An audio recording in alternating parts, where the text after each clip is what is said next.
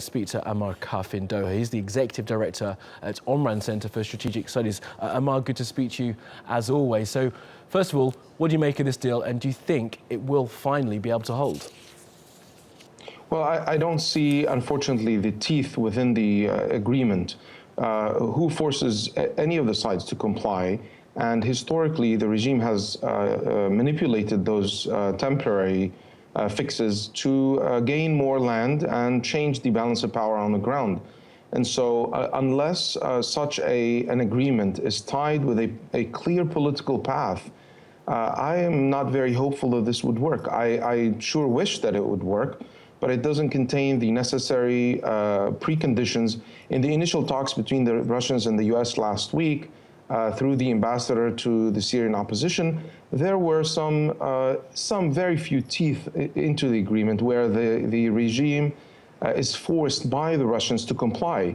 And if they don't comply, they would go back to the UN Security Council. And so there must be a method by which the regime could be forced to comply. More than that, there is no such bloc that is called a regime. There are several blocs. There are 1,000 fighters from Nujaba, from Iran, that came into Aleppo just last week. Who controls these? Who forces them to comply? And unfortunately, what's happening is that there is no central bloc that controls all types of the military called a regime in Damascus. There are several blocs. They are very loosely tied together.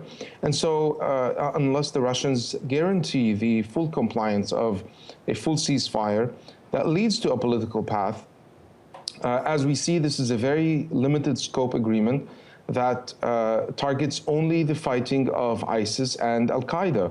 I mean, certainly the Syrian people want to fight those two, but the facilitator of those two groups have been the Assad regime, who has killed far more people and has caused a far more security danger to the neighboring countries than ISIS or al-Nusra.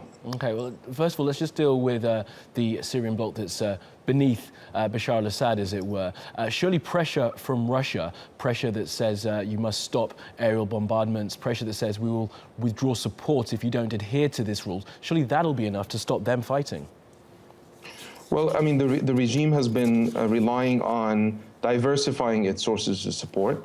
Now the Iranians have plenty of cash on their books to support several groups, militias that have crossed countries from Iraq, from Iran, from Afghanistan, from several countries around the world that really don't report to any hierarchical decision-making process. Unless an operation room targets all foreign fighters on Syria and halts and controls the very few remaining segments within the Syrian military, tied with a political track. This agreement so far has no clear connection to the Geneva communique.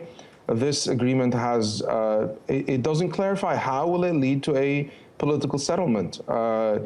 Just having a ceasefire has always been used by the regime to gain more land under the guise of fighting terrorism and exterminating those bad groups within Syria. And unfortunately, nobody talks about the foreign fighters that are fighting with the regime. And Ammar, do you see this at all as being a first step and a first positive step? Obviously, we had the HNC a couple of days ago coming out with a very robust framework for how a post-Assad Syria may work. That's, as far as I understand it, not part of this communique today. But do you not see this as the first tentative steps towards something looking like peace? I mean, it certainly needs several steps to get to a sustainable peace agreement. I'm not saying this is a completely useful step, but nevertheless, it does not fulfill the necessary requirements for a transition of power, a political solution, which the Syrian opposition has proven so far, not only in the recent vision for transitional period that the HNC has announced a few days ago, but the Syrian coalition has announced similar visions before in 2013 and have been to London and have presented a complete comprehensive plan.